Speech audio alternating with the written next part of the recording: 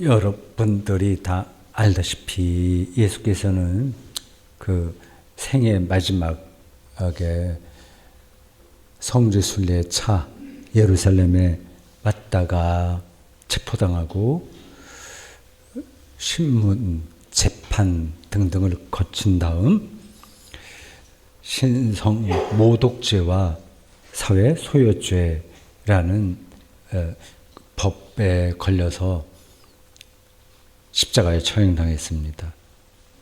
그러니까 예루살렘 입성은 예수님의 운명을 가르는 기점이에요. 만약에 예루살렘 안 들어오고 그냥 갈릴리로 돌아가서 하나님 나라 선포하고 그 운동을 이어갔다면 예수님의 운명은 좀 달라졌겠죠. 마가복음은 예수께서 예루살렘 입성하기 바로 직전에 벌어진 어떤 특별한 사건을 보도합니다. 그 이야기가 오늘 설교의 본문입니다. 갈릴리 호수에서 예루살렘으로 오려면 몇 가지 갈래 길이 있는데 그 요단강 옆으로 쭉 따라서 내려오게 된다면 여리고를 거쳐야 됩니다. 대구에서 서울에 들어가려면 수원이나 광주를 거쳐야 되듯이 말입니다. 여리고는 고대 이스라엘 백성이 출애굽 이후 광야 40년 생활을 거치고 가나안 들어갈 때 요단강 건너자마자 만나는 첫 번 성읍이었습니다. 당시 전투가 격렬했습니다. 그곳에서 거둔 승리가 가나안 정착의 토대가 되었습니다. 지금 여리고 성에 들어와 있는 예수님 일행은 그 옛날 고대 이스라엘 역사를 기억하고 있었을까요? 예수님 일행이 이 여리고에서 얼마나 머물렀는지는 성경 본문이 말하지 않습니다. 이제 떠나는 시점이에요. 여리고성을 나왔습니다. 성문 앞에는 사람들의 왕래가 잦죠. 당연하죠. 그곳에 맹인 거지 바디메오가 앉아 있었다고 하네요. 사람들에게 동량을 얻으려고 했었던 것 같습니다. 본문이 자세하게 이야기하지는 않지만 그렇게 보여요. 그는 가장 불행한 운명에 떨어진 사람 중에 한 사람이었습니다. 장애인인데다가 다른 장애도 아니고 시각장애인데다가 동량을 해서 살아야 했으니까요. 요즘도 서울역 앞 광장이나 지하도에서 낮술을 하거나 잠에 떨어지고 있는 노숙자들, 그리고 끼니를 해결해 줄 봉사자들이 나타나기를 기다리는 그런 노숙자들 신세보다 못하면 못했지 더 낫지 않습니다. 이렇게 어려운 운명에 떨어진 이들은 어느 시대나 어느 나라에나 있습니다. 가장 강력한 나라 미국에도 지역에 따라 다르긴 하지만 아주 그 가장 가난한 나라에서 볼 만한 풍경들이 펼쳐지고요. 뭐 독일도 그렇고 노르웨이도 그렇습니다.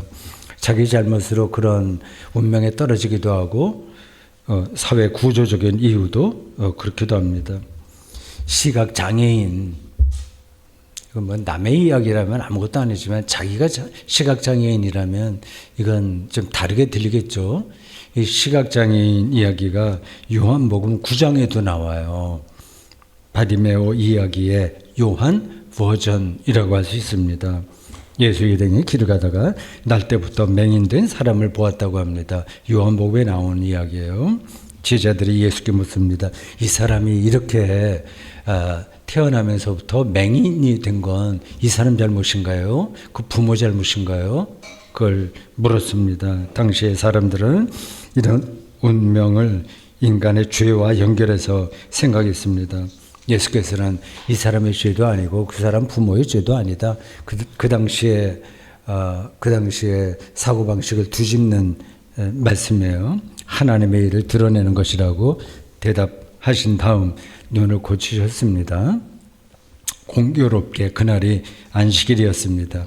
바리새인들은 예수를 향해서 왜 안식일 안 지키냐? 왜 안식일에 이런 일 하냐? 왜 법을 안 지키냐? 이렇게 트집을 잡았습니다. 아주 긴 대화가 이어져요. 요한복음의 특징입니다.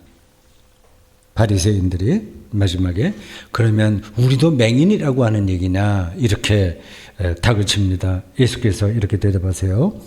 너희가 맹인이 되었다면 죄가 없으려니와 본다고 하니 너희 죄가 그대로 있느니라.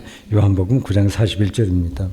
예수님의 관점에서는 잘 보고 눈도 좋아서 또 잘 듣고 배운 것도 많고 좋은 가문에서 태어나서 뒷바라지도 많이 받고 그래서 사회 지도급 인사가 된 바리새인들이 장애인보다 삶에 대한 이해가 부족했습니다.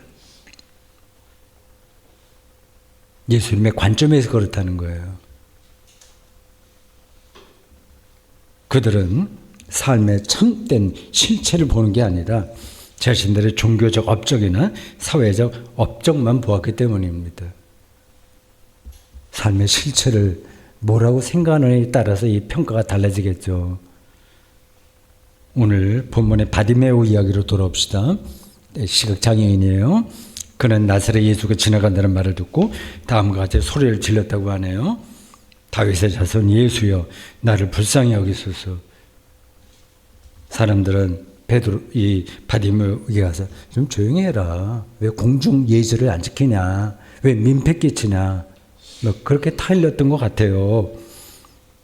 바디메오는 더 크게 소리를 질렀다고 합니다.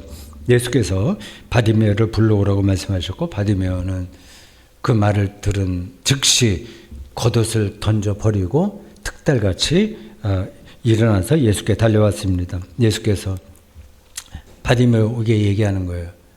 나에게 원하는 게 무엇이오? 그는 이렇게 대답합니다. 선생님, 보기를 원하나이다. 예수께서 이 사람에게 다시 말씀하십니다. 가시오. 당신의 믿음이 당신을 구원했소. 알쏭달쏭한 이야기예요. 말이 되나요? 믿음이 너를 구원했다는 게 이게 말이 돼요. 그 말을 합니다. 그 말이 끝나자 바디메오는 시력을 찾았고 즉시 예수를 뒤따랐다고 합니다. 제자가 되었다는 뜻이에요. 당연히 예수님 일행과 함께 예수의 운명이 결정되는 예루살렘으로 들어갔겠죠. 이 이야기엔 어떤 대목에서 여러분의 영혼에 울림이 있었나요? 예수께서는 장애인을 고칠 수 있는 능력, 초자연적 능력이 있다는 사실에 은혜를 받으셨나요? 이런 일은 부차적인 겁니다. 그런 치유 능력은 예수님만이 아니라 당시 다른 종교자들에게도 나타났습니다. 구약의 선지자들에게는 흔한 일이었습니다. 그거 중요하지 않아요. 예수의 관심은 영혼 구원이지 육체 구원이 아니기 때문입니다.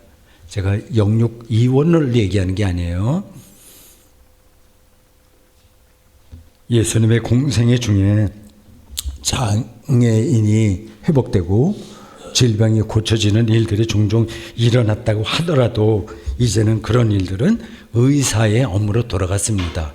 더 이상 그런 문제를 신앙의 중요한 주제로 삼으면 곤란합니다. 저는 이 바디메오 이야기에서 우리가 정말 관심을 기울여야 할 저의 영혼의 울림이 되는 지점을 몇 가지 보았습니다. 여러분의 생각과 비슷한지 아닌지를 좀 비교하시면서 저희 설교에 조금 더 귀를 기울여 주시기 바랍니다.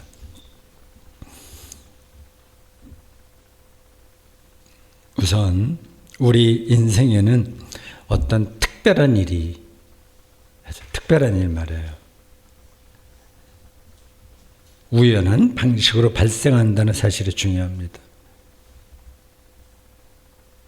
바디메오는 오늘도 요즘 표현으로 루틴으로 여리고 성문 밖 사람들의 왕래가 잦은 길가에 앉아서 동량을 얻고 있었습니다. 날이 맑았는지 흐렸는지는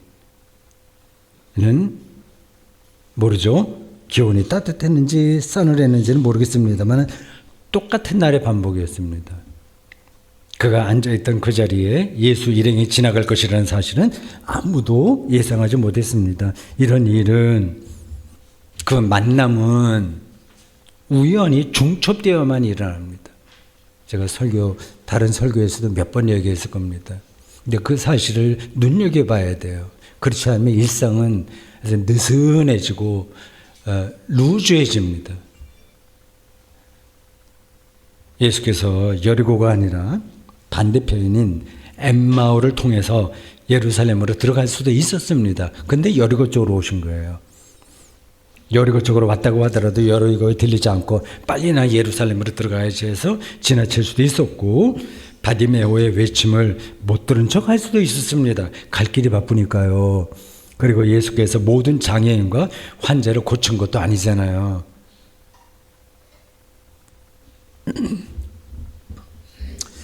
저는 요즘 노벨문학상 수상 작가인 한강의 작별하지 않는다를 읽으면서 거의 끝나가요. 소설가의 상상력이 우리에게 삶과 역사의 실체를 엿볼 수 있게 한다는 사실을 다시 한 번 더 느꼈습니다. 제주도 4.3 그리고 대구의 보도연맹 등등등등, 그리고 베트남의 그 양민 학살 등등 여러 가지가 그 소설가의 상상력 안에서 엮여지는 소설입니다. 소설가의 상상력을 빌려서 다시 바디메오의 심정이 어땠을지를 유추해 보려고 합니다. 그는 누군가로부터 예수에 관한 소문을 진작 들었을 겁니다. 예수라는 나사렛 사람이 완전히 새로운 차원에서 하나님 말씀을 전한다는 소문 말입니다. 가난한 사람도 복이 있다는 이야기를 했다는 거예요. 그가 말이 안 되는 건데, 부자가 복을 받는 거지 어떻게 가난한 사람이 복을 받아요. 하나님 나라를 어린아이처럼 따르지 않으면 하나님 나라에 들어가지 못한다는 폭탄선언을 하고요. 그건 그야말로 폭탄선언입니다. 바리새인과 서기관을 위선자라고 비판한 분입니다.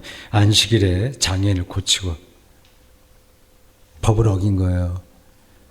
빵 5개와 생선 2마리로 남자만 계산해서 5,000명 이상을 배불리 먹이기도 했다고 합니다. 바디메오는 그분 한번 보고 싶다, 만나보고 싶다, 그런 생각을 하지 않았겠습니까? 그러나 만날 가능성은 없는 거예요. 그는, 바디메오는 어디에 있든지 있는 둥 마는 둥 사람들의 거들떠 보지도 않는 사람이에요. 주목을 받을 만한 인물이 아니었습니다. 눈이 안 보이니까 예수를 찾아갈 수도 없고 또 예수를 알아볼 수도 없어요. 찾아간다고 해서 예수께서 나 같은 사람 만나주겠어? 그렇게 자주 섞인 생각을 할 수밖에 없는 위치예요. 그 사람 위치가. 그러던 차에 그날도 늘 하듯이 사람들이 왕래가 잦은 여리고 성문 밖 길가에 앉아서 동량을 얻고 있는데 갑자기 분위기가 달라진다는 걸 느꼈습니다. 나사렛 예수께서 여리고에서 하룻밤 묵고 지금 길을 떠나시는군 하는 두런두런하는 소리가 들리는 거예요. 그 순간 그는 정신이 번쩍 들었습니다. 부끄럽지만 그를 한번 만나봐야지. 그리고 고함을 지른 겁니다. 불쌍히 여기소서. 어떤 결정적인 사건은 우리에게 느닷없이 닥치기에 시인들은 시가 내게 왔다 이렇게 말합니다. 시인 오인태의 시 제목이 그렇습니다. 시가 내게 왔다. 음악을 하거나 그림을 그리는 예술가, 우리 여기 사진 찍는 예술가도 있는데 들의 영감도 사실은 갑자기 오는 거예요. 유레카라는 말처럼 물리학의 깨우침도 갑자기 온다고 하지 않습니까? 그리스도교식으로 얘기해서 성령도, 거룩한 영도 우연히 오는 겁니다. 갑자기 와요. 예상 외의 순간에 옵니다. 궁극적으로 죽음도 사실은 갑자기 옵니다. 자기의 죽음을 천천히 느끼는 사람도 있으나 실제 죽는 순간은 모든 사람에게 갑작스러운 겁니다. 서울에 있었던 할로윈 데이인가 그때 죽은 젊은 사람들 이라든지 세월호나 그 외 크고 작은 사고나 어떤 사람들의 큰 실수로 인해서 벌어지는 일들, 자연재해만을 가리키는 게 아닙니다. 어느 정도 정신훈련이 된 사람들은 내가 이제 죽을 나이가 됐다, 내 기운이 소진하는구나 하는 걸 느껴요. 그러나 막상 죽는 순간은 모든 사람들에게 그건 갑작스러운 겁니다. 자기 인생 전체가 끝나는 순간이니, 일상이 완전히 무너지는 순간이니, 그리고 인생이 너무 짧다는 사실을 절감한 순간이니 갑작스럽지 않을 수 없습니다. 거꾸로 아기 출생도 갑작스러운 거예요. 모든 궁극적이고 결정적인 사건이 갑작스럽고 우연하다는 사실을 느끼면서 일상을 예민하게 받아들이는 사람이 있고 아무 생각 없이 지나치는 사람들이 있습니다. 대개는 후자예요. 바디메오는 그 순간을 포착할 수 있을 정도로 예민한 사람이었을지 모릅니다. 성경이 더 이상 자세하게 얘기하지 않기 때문에 모르겠어요. 비록 자기가 동량을 얻는 신세지만 바람 소리를 느끼고 구름이 안 보이지만 구름을 자기가 상상하고 지나가는 사람의 한두 마디를 들으면서 그 사람의 운명을 생각하고 하는 그러한 감수성이 예민한 사람이었을 가능성도 높습니다. 예수께서 뭘 원하느냐고 물었을 때 보기를 원한다고 대답했다는 사실에서 이를 확인할 수 있습니다. 그 무슨 얘기냐 당신. 시각장애이니까 당연히 보기를 원했을 거지 뭐 그게 대단하다고 그런 얘기 아니야. 그렇지 않습니다, 여러분. 대개는 자기의 운명을 그대로 받아들입니다. 대개는 숙명주의자가 됩니다. 일상에 길드는 거예요. 그게 편하기 때문입니다. 동의하지 않는 분도 계실 거예요. 무슨 얘기냐. 지금 내가 조금이라도 잘 살아보려고 이렇게 길을 쓰면서 노력하지 않냐. 그래서 자존심 상하지만 돈벌이에 매달리지 않냐. 결혼하고 자식 키우는 일에서 내가 온 정성을 기울이지 않냐. 일상에서 많은 일이 벌어진다. 또 취미 생활이 얼마나 재밌는지 알고도 당신 그런 말 하냐고 말입니다. 여러분, 일상은 사실 똑같은 일의 반복이에요. 따지고 보면 그렇습니다. 겉으로는 달라 보이나 실제로는 똑같습니다. 비유적으로 조금 넓은 방에서 지내든지 좁은 방에서 지내든지 교도소 생활은 근본에서 똑같으신 말입니다. 그런 일상에만 심취하고 몰두하는 사람은 생명의 근본에 대해서 생각하지 않습니다. 하나님은 더더욱 생각하지 않습니다. 그럴 생각도 없고 여유도 없습니다. 우리나라의 모든 분야에서 연예, 오락, 엔터테인 프로그램이 지배하는 이유도 여기에 있어요.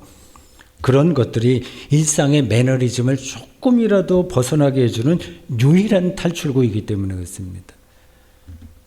제가 보기에 실제로는 탈출구가 아니라 우리 영혼을 서서히 마비시키는 마약과 비슷합니다.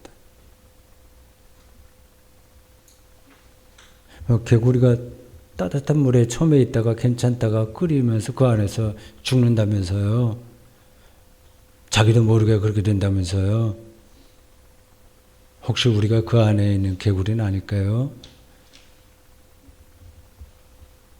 하나님을 믿는다는 신앙생활도 비슷할 수 있어요. 신앙생활이 종교적 여흥이나 종교적 업적으로 떨어지는 경우가 흔합니다. 목사의 경우를 예를 들자면 제가 평생 목사를 살아서 그 같은 업종의 분위기를 제가 대충은 알잖아요. 교회를 어떻게 경영할 것인지, 경영 마인드, 성장 프로그램을 어떻게 세우고 실천할 것인지, 세상 사람들에게 교회가 어떤 영향력을 끼칠 것인지에 몰두합니다. 평생 성경을 읽고 전도하고 교회당을 건축하고 국내외 선교 사업을 역동적으로 펼치고 교회를 키우면서 나름으로 목회의 성공을 거둘 수는 있으나 정작 중요한 하나님 경험에서는 진도가 전혀 안 나와요. 이게 참 어처구니 없는 일입니다. 입에서는 종교 언어가 매끄럽게 튀어나올 수 있으나 그럴수록 그의 영혼이 더욱더 메말라갑니다. 여러분, 그게 구분이 됩니까? 저 목사가 지금 설교에서 종교 언어를 많이 쏟고 있는데 저게 영혼의 풍요로움에서 나오는지 뭘 알고 하는 얘기인지 아닌지 분간이 되시나요?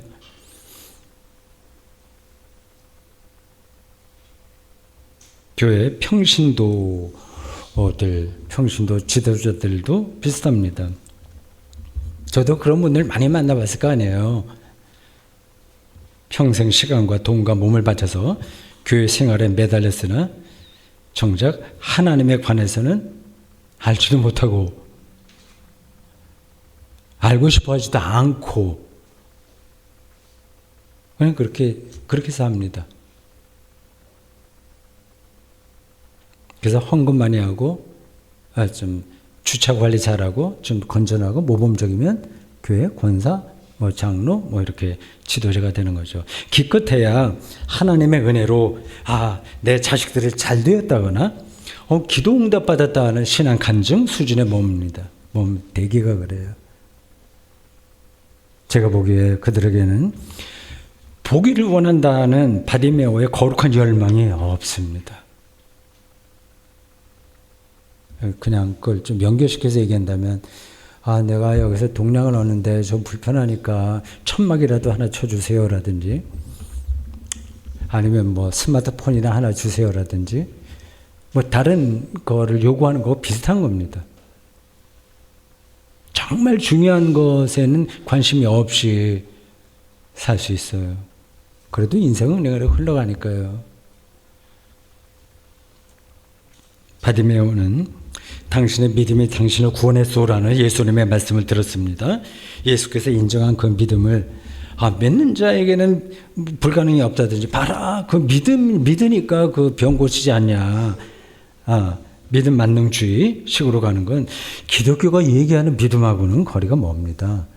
믿음을 할 수 있다가 아니라 할 수 없다가 중요한 거예요. 그게 믿음이에요. 할 수 없는 게 믿음입니다. 그게 믿음의 본질이에요. 그래서 자신의 운명을 온전히 하나님께 맡길 수밖에 없습니다.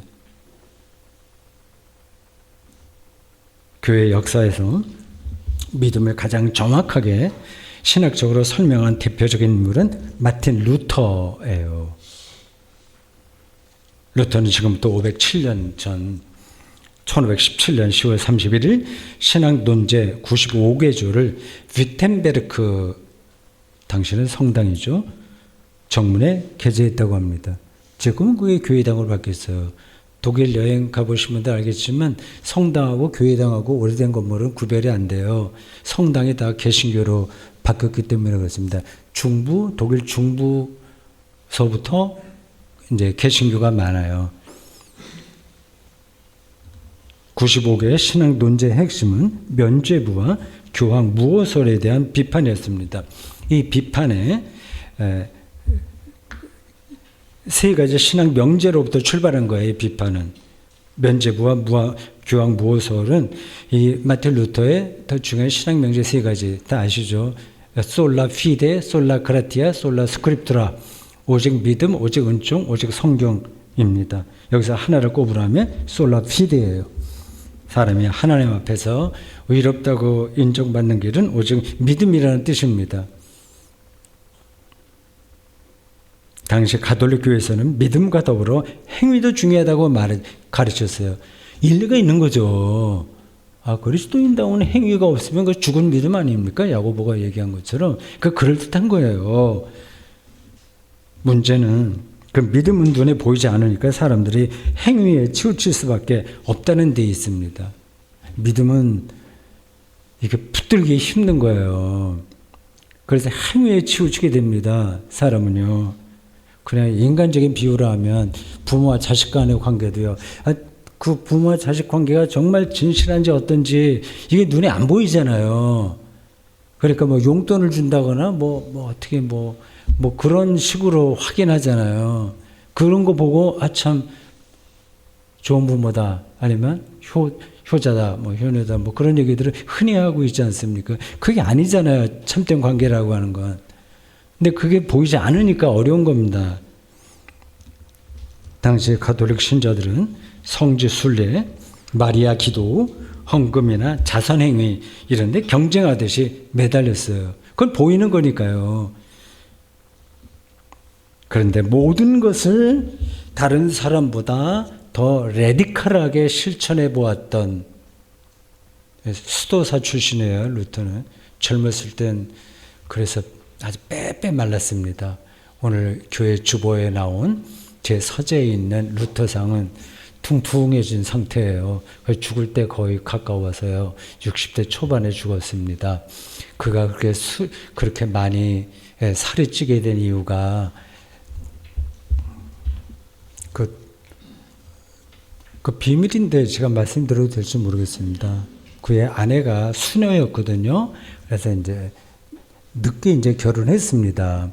그 수녀의 친정집이 술도가예요. 술을 전문적으로 만드는 집이라서 루터와 같이 결혼하고 프레드리히 선조로부터 큰 건물을 받았습니다. 거기서 신학생들 키우고 일을 많이 했는데 거기에 기숙하는 학생들도 많았어요. 그러니까 하숙을 시킨 거죠.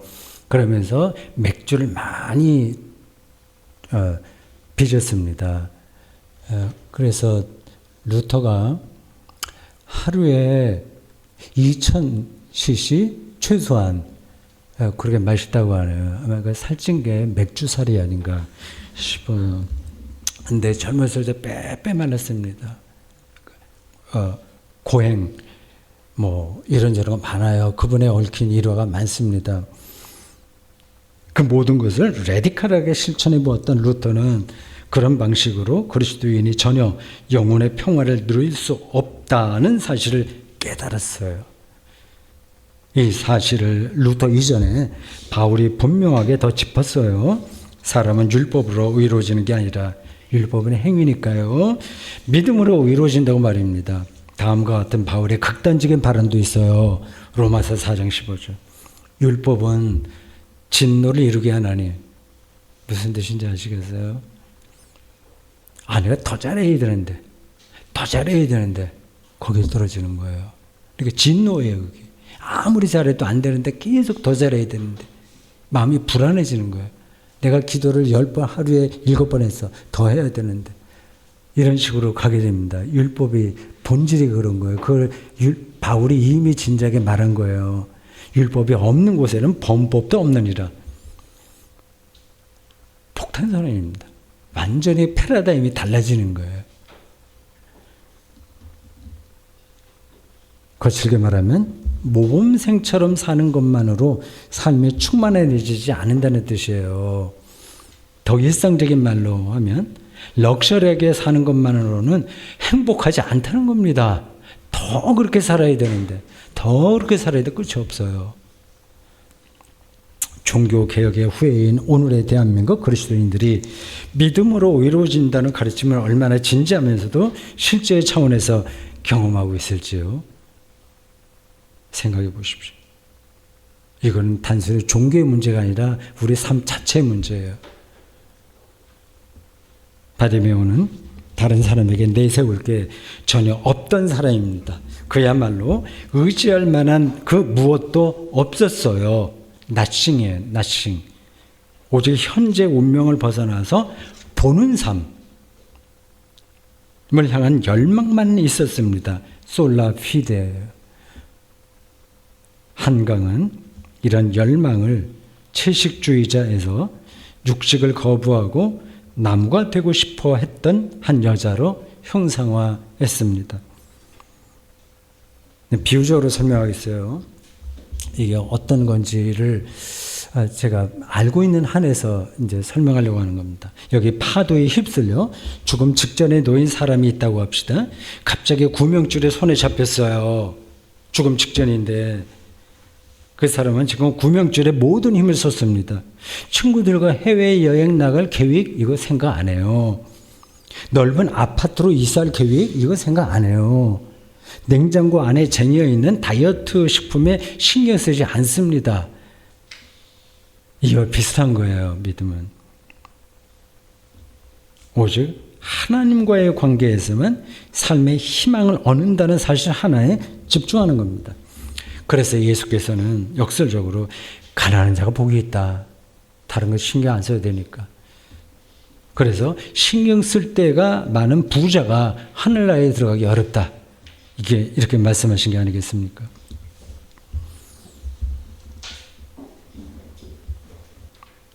이 바디메오 이야기에는 한 인간 실존이 예수의 제자가 되는 일련의 단계가 있어요. 성문 밖 길가에서, 굉장히 시적인 표현이에요. 성문 밖 길가에서 동량에만 몰두하는 단계가 있습니다. 우리의 삶 자체가 사실은 동량인 거 아시죠? 슈퍼리치들도 자기 혼자 힘으로는 배추 한 포기 만들지 못해요. 예수가 지나간다는 소리에 번뜩 귀가 뚫리는 단계가 있어요. 어떤 소리가 들리는 단계가 있어요. 이게 꿈인지 생신인지 모를 수 있습니다.